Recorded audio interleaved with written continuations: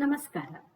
ಇವತ್ತಿನ ವಿಡಿಯೋದಲ್ಲಿ ಸಂಸ್ಕೃತದಲ್ಲಿ ಅವ್ಯಯಗಳು ಎಂದರೆ ಏನು, ಹಾಗೆ ಅವುಗಳಲ್ಲಿರುವಂತಹ ಭೇದಗಳು ಯಾವುದು, ಕೆಲವೊಂದು ಉದಾಹರಣೆಗಳನ್ನು ನೋಡೋಣ.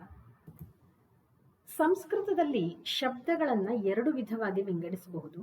ಒಂದು ಸುಬಂತಗಳು ಹಾಗೆ ಇನ್ನೊಂದು ತಿಂಗಂತಗಳು ಅಥವಾ ನಾಮಪದಗಳು ಹಾಗೆ ಕ್ರಿಯಾಪದಗಳು ಅಂತ. ಈ ಅವ್ಯಯಗಳು ಸುಬಂತಗಳು ಅಥವಾ ನಾಮಪದಗಳ ಅಡಿಯಲ್ಲಿ ಬರ್ತವೆ. ಸಾಮಾನ್ಯವಾಗಿ ನಾಮಪದಗಳು ಎಂದರೆ ಅವುಗಳಿಗೆ ವಿಭಕ್ತಿ ಇರ್ತದೆ, ಹಾಗೆ ವಚನಗಳು ಇರ್ತವೆ, ಲಿಂಗ ಇರ್ತದೆ. ಉದಾಹರಣೆಗೆ ರಾಮ, ಸೀತಾ, ವನ ಈ ಥರದ್ದೆಲ್ಲ ಶಬ್ದಗಳನ್ನು ತೆಗೆದುಕೊಂಡ್ರೆ ಲಿಂಗ, ವಿಭಕ್ತಿ, ವಚನಗಳಲ್ಲಿ ರೂಪಗಳು ಬೇರೆಯಾಗ್ತವೆ. ಆದರೆ ಅವ್ಯಯಗಳು ಹಾಗಲ್ಲ. ಇವುಗಳು 3 ಲಿಂಗಗಳಲ್ಲೂ 7 ವಿಭಕ್ತಿಗಳಲ್ಲೂ ಹಾಗೂ 3 ವಚನಗಳಲ್ಲೂ ಯಾವುದೇ ಬದಲಾವಣೆಯನ್ನ ಹೊಂದುವುದಿಲ್ಲ. ಈ ಶಬ್ದವೇ ಹೇಳುವಂತೆ ಅವ್ಯಯ ನ ವ್ಯಯತೀತಿ ಅವ್ಯಯಂ. ಅವ್ಯಯಂ ಎನ್ನುವಂಥದ್ದು ನಪುಂಸಕಲಿಂಗ ಶಬ್ದ. ಆದರೆ ಅವ್ಯಯ ಶಬ್ದಗಳು ಯಾವುದೇ ಲಿಂಗ ಅಥವಾ ವಿಭಕ್ತಿ ಅಥವಾ ವಚನಕ್ಕೆ ಸೇರುವುದಿಲ್ಲ. ಅವ್ಯಯ ಅಂದರೆ ಏನು, ಅದರ ನಿಷ್ಪತ್ತಿ ಹೇಗೆ ಅನ್ನೋದಕ್ಕೆ ಒಂದು ಸೂತ್ರ ಅಥವಾ ಶ್ಲೋಕವನ್ನು ನಾವು ನೋಡಬಹುದು. ಅದಂದ್ರೆ ಅವ್ಯಯದ ಲಕ್ಷಣವನ್ನು ಹೇಳುವಂತಹ ಶ್ಲೋಕ. ಸದೃಶಂ ತ್ರಿಷು ಲಿಂಗೇಶು ಸರ್ವಾಸು ಚ ವಿಭಕ್ತಿಷು ವಚನೇಶು ಚ ಸರ್ವೇಷು ಎನ್ನವ್ಯೇತಿ ತದವ್ಯಯಂ ಅಂತ.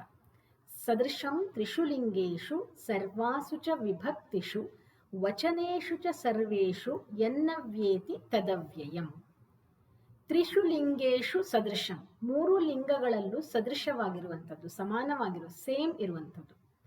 ಸರ್ವಾಸು ವಿಭಕ್ತಿಷು ಚ ಸದೃಶಂ, ಎಲ್ಲ ವಿಭಕ್ತಿಗಳಲ್ಲೂ 7 ವಿಭಕ್ತಿಗಳನ್ನು ತೆಗೆದುಕೊಂಡ್ರೂ ಸೇಮ್ ಶಬ್ದವನ್ನೇ ನಾವು ಉಪಯೋಗಿಸ್ತೇವೆ. ಹಾಗೆ ವಚನೇಶು ಚ ಸರ್ವೇಷು ಸದೃಶಂ, 3 ವಚನಗಳಲ್ಲೂ ಸಹ ಒಂದೇ ರೀತಿಯಾಗಿರುವಂಥದ್ದು. ಯತ್ ನ ವ್ಯಯೇತಿ ತದ್ ಅವ್ಯಯಂ, ಯಾವುದು ವ್ಯಯವಾಗುವುದಿಲ್ವೋ ಅಥವಾ ಪರಿವರ್ತನೆಯನ್ನ ಈ 3 ಲಿಂಗಗಳಿರಬಹುದು, ವಿಭಕ್ತಿ ಅಥವಾ ವಚನಗಳಲ್ಲಿ ಪರಿವರ್ತನೆಯನ್ನು ಹೊಂದುವುದಿಲ್ವೋ, ಯಾವಾಗಲೂ ಒಂದೇ ಶಬ್ದ ರೂಪದಲ್ಲಿ ಇರ್ತದೋ ಅದನ್ನ ಅವ್ಯಯ ಅಂತ ಕರಿತೀವಿ. ಸದೃಶಂ ತ್ರಿಷು ಲಿಂಗೇಶು ಸರ್ವಾಸು ಚ ವಿಭಕ್ತಿಷು ವಚನೇಶು ಚ ಸರ್ವೇಷು ಎನ್ನವ್ಯೇತಿ ತದವ್ಯಯಂ. ಇದು ಅವ್ಯಯದ ಲಕ್ಷಣ. ಮುಂದೆ ಅವ್ಯಯದ ಸಾಮಾನ್ಯ ಉದಾಹರಣೆಗಳನ್ನು ತೆಗೆದುಕೊಂಡ್ರೆ ಅತ್ರ, ಇಲ್ಲಿ ಎನ್ನುವ ಅರ್ಥವನ್ನು ಕೊಡುವಂಥದ್ದು. ಇಲ್ಲಿ ಅತ್ರ ಅಂದರೆ ಇಲ್ಲಿ.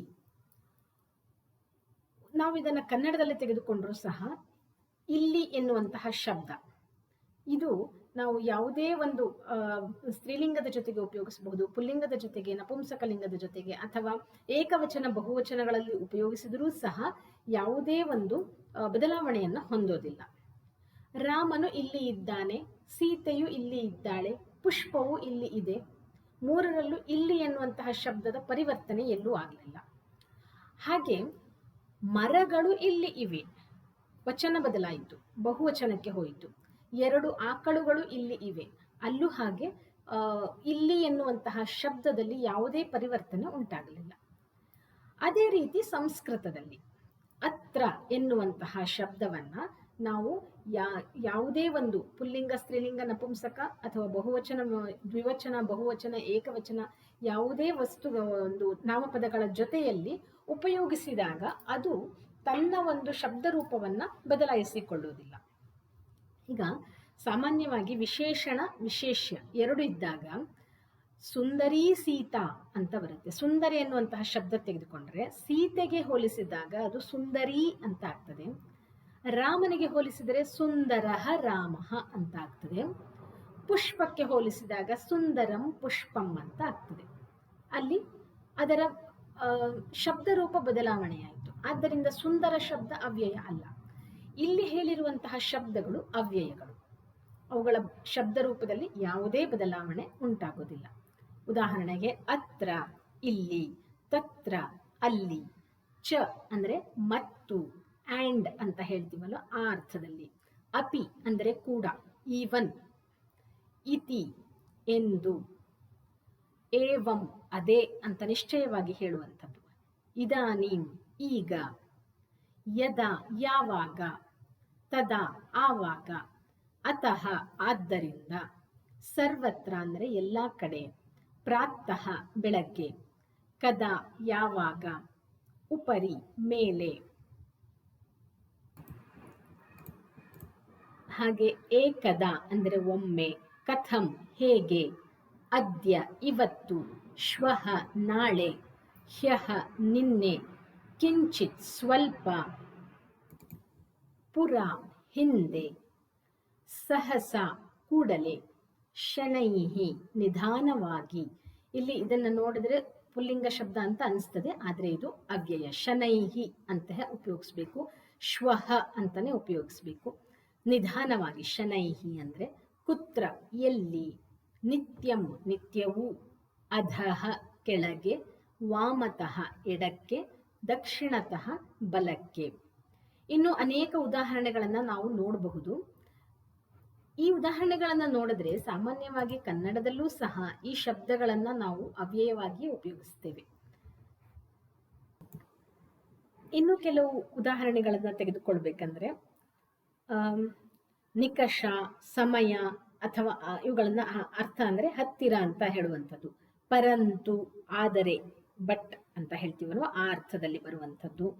ಹಾಗೆ ಅಧುನಾ, ಸಂಪ್ರತಿ ಅಂದ್ರೆ ಈಗ ಎನ್ನುವ ಅರ್ಥವನ್ನು ಕೊಡುವಂಥದ್ದು. ಅಗ್ರತಃ ಮುಂದೆ, ಚಿರಂ ಚಿರಾತ್ ಇವುಗಳೆಲ್ಲ. ಹಾಗೆ ಭೋಹೋ ಕೆಲವೊಂದು ಎಕ್ಸ್ಪ್ಲನೇಷನ್, ಅಹೋ, ಖಲು ಇಂತಹ ಶಬ್ದಗಳೆಲ್ಲ ಅವ್ಯಯಗಳಲ್ಲಿ ಬರ್ತವೆ. ಇಲ್ಲಿ ಈ ಅವ್ಯಯಗಳನ್ನು ನಾವು ಗಮನಿಸಿದರೆ ಕೆಲವೊಂದು ಅವ್ಯಯಗಳನ್ನು ಅಧಿಕರಣ ರೂಪದಲ್ಲಿ ಉಪಯೋಗಿಸಬಹುದು. ಅತ್ರ, ತತ್ರ, ಹಾಗೆ ಸರ್ವತ್ರ. ಇನ್ನು ಕೆಲವೊಂದು ಅವ್ಯಯಗಳನ್ನು ನಾವು ಸಮಯದ ವಿಷಯದಲ್ಲಿ ಉಪಯೋಗಿಸಬಹುದು, ಕದಾ ಯಾವಾಗ ಎನ್ನುವಲ್ಲಿ. ಹಾಗೆ ಪ್ರಾತಃ, ಇಲ್ಲಿ ಪ್ರಾತಃ ಎನ್ನುವಂಥದ್ದು ಅವ್ಯಯ, ಆದರೆ ರಾತ್ರಿ, ಪ್ರಾತಃ ಅಂದ್ರೆ ಬೆಳಗ್ಗೆ, ರಾತ್ರಿ ಎನ್ನುವ ಶಬ್ದ ಅವ್ಯಯ ಅಲ್ಲ. ರಾತ್ರೌ ರಾತ್ರಿಯಲ್ಲಿ ಅಂತ ಉಪಯೋಗಿಸ್ಬೇಕು, ಆದರೆ ಬೆಳಗ್ಗಿನಲ್ಲಿ ಅಂತ ಹೇಳ್ಬೇಕಂದ್ರೆ ಪ್ರಾತಃ ಅಂತಾನೆ ಹೇಳಬಹುದು. ಇನ್ನು ಕೆಲವೊಂದು ಅವ್ಯಯಗಳನ್ನ ಕ್ರಿಯಾವಿಶೇಷಣವಾಗಿ ಅಂದರೆ ಸಹಸ ಕೂಡಲೇ, ಶನೈಹಿ ನಿಧಾನವಾಗಿ, ನಿತ್ಯಂ ಯಾವಾಗಲೂ ಈ ರೀತಿಯಲ್ಲಿ ಉಪಯೋಗಿಸುವಂಥದ್ದು. ಇನ್ನು ಕೆಲವೊಂದು ಅವ್ಯಯಗಳು ಸಂಬಂಧ ರೂಪವಾಗಿ ಬರ್ತದೆ. ಅಂದರೆ ಉಪರಿ, ಅಧಃ, ವಾಮತಃ, ದಕ್ಷಿಣತಃ, ಎಲ್ಲಿ ಎನ್ನುವಂಥ ಒಂದು ವಸ್ತುವಿಗೆ ಅದರ ಸಂಬಂಧ ಯಾವ ಸ್ಥಾನದಲ್ಲಿದೆ ಅನ್ನುವಂಥದ್ದನ್ನು ತಿಳಿಸುವಂಥದ್ದು. ಈ ರೀತಿಯಲ್ಲಿ ಅವ್ಯಯಗಳನ್ನು ನಾವು ವಿಂಗಡಿಸಬಹುದು. ಇನ್ನು ಕೆಲವೊಂದು ಅವ್ಯಯಗಳು ಕ್ವೆಶ್ಚನ್ ಮಾರ್ಕ್, ಕಥಂ ಅನ್ನುವಂಥದ್ದಿರಬಹುದು, ಕುತ್ರ, ಕದಾ, ಕಿಮರ್ಥಂ ಇವುಗಳೆಲ್ಲ ಅವ್ಯಯ ರೂಪದಲ್ಲಿ ಇರ್ತವೆ. ಕೆಲವೊಂದು ಅವ್ಯಯಗಳಿಗೆ ಉದಾಹರಣೆಗಳನ್ನು ತೆಗೆದುಕೊಂಡ್ರೆ ರಾಮಃ ಸೀತಾ ಲಕ್ಷ್ಮಣಃ ಚ ಅರಣ್ಯಂ ಗಚ್ಚಂತಿ. ಇಲ್ಲಿ ರಾಮ, ಸೀತಾ, ಲಕ್ಷ್ಮಣ 3 ಜನರಿದ್ದಾರೆ. ಅರಣ್ಯಂ ಗಚ್ಚಂತಿ ಬಹುವಚನ ರೂಪದಲ್ಲಿರುವಂಥದ್ದು. ಚ ಎನ್ನುವಂತಹ ಅವ್ಯಯವನ್ನು ಉಪಯೋಗಿಸಿದ್ದೇವೆ.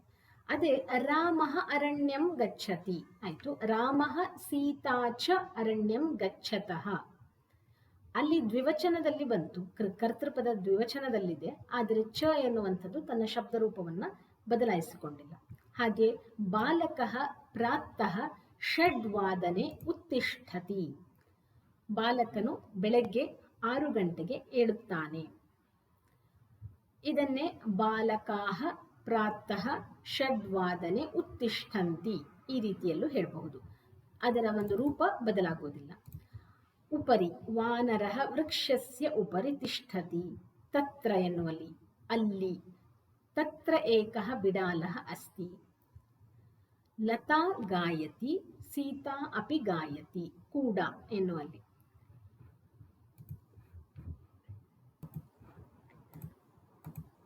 ಹಾಗೆ ಪ್ರ, ಪರ, ಅಪ, ಸಂ ಮೊದಲಾದ 22 ಅವ್ಯಯಗಳು ಕ್ರಿಯಾಪದದ ಮುಂದೆ ಬಂದಾಗ ಉಪಸರ್ಗಗಳು ಅನಿಸ್ಕೊಳ್ತವೆ. ಅದೇ ಈ ಅವ್ಯಯಗಳನ್ನು ನಾಮಪದದ ಹಿಂದೆ ಸೇರಿಸಿದರೆ ಅವುಗಳು ಸಹ ಆ ಶಬ್ದವು ಅವ್ಯಯ ಅಂತ ಆಗ್ತದೆ. ಈ ಸಮಾಸವನ್ನ ಅವ್ಯಯೀ ಭಾವ ಸಮಾಸ ಅಂತಲೇ ಕರೀತಾರೆ. ಉದಾಹರಣೆಗೆ ಉಪವನಂ, ಉಪಕೃಷ್ಣಂ, ಅಧಿಹರಿ ಇತ್ಯಾದಿ ಶಬ್ದಗಳು. ಹಾಗೆ ಅವ್ಯಯಗಳಲ್ಲಿ ಪ್ರಮುಖವಾಗಿ 3 ವಿಧಗಳನ್ನಾಗಿ ಮಾಡಬಹುದು. ಕೃದಂತ ಅವ್ಯಯಗಳು, ತದ್ಧಿತ ಅವ್ಯಯಗಳು, ಹಾಗೆ ಸಾಮಾನ್ಯ ಅವ್ಯಯಗಳು. ಕೃತ್ ಪ್ರತ್ಯಯಗಳಿಗೆ ತುಮನ್ ಪ್ರತ್ಯಯ, ಕ್ತ್ವಾ ಪ್ರತ್ಯಯ ಅಥವಾ ಲ್ಯಪ್ ಪ್ರತ್ಯಯಗಳು ಸೇರಿದಾಗ ಕೃದಂತಗಳು ಅವ್ಯಯಗಳಾಗಿ ಮಾರ್ಪಾಡಾಗ್ತವೆ. ಉದಾಹರಣೆಗೆ ಪಠಿತುಂ ತುಮುನ್ ಪ್ರತ್ಯಯ, ಪಠಿತ್ವಾ ಕ್ತ್ವಾ ಪ್ರತ್ಯಯ ಸೇರಿದೆ, ವಿಲಿಖ್ಯ ಲ್ಯಪ್ ಪ್ರತ್ಯಯ ಸೇರಿರುವಂಥದ್ದು, ಗಂತುಂ ತುಮುನ್ ಪ್ರತ್ಯಯ, ಇವುಗಳು ಸಹ ಅವ್ಯಯಗಳೇ ಆಗ್ತವೆ. ಹಾಗೆ ತದ್ಧಿತ ಅವ್ಯಯಗಳು ಅತ್ರ, ತತ್ರ, ಕುತ್ರ, ಸರ್ವತ್ರ ಇಂತಹ ಶಬ್ದಗಳು ತದ್ಧಿತ ಅವ್ಯಯಗಳು ಅಂತ ಅನಿಸ್ಕೊಳ್ತವೆ. ಇನ್ನು ಕೆಲವು ಸಾಮಾನ್ಯ ಅವ್ಯಯಗಳು ಚ, ಏವ, ಇದಾನಿಂ, ಅಪಿ ಇವುಗಳೆಲ್ಲ ಸಾಮಾನ್ಯ ಅವ್ಯಯಗಳು ಅಂತ ಕರೆಸಲ್ಪಡ್ತವೆ. ಇವಿಷ್ಟು ಅವ್ಯಯಗಳ ಬಗ್ಗೆ ಇರುವಂತಹ ಪ್ರಮುಖ ವಿಷಯಗಳು. ಸದೃಶಂ ತ್ರಿಷುಲಿಂಗೇಶು ಸರ್ವಾಸು ಚ ವಿಭಕ್ತಿಷು ವಚನೇಶು ಚ ಸರ್ವೇಷು ಎನ್ನವ್ಯೇತಿ ತದವ್ಯಯಂ.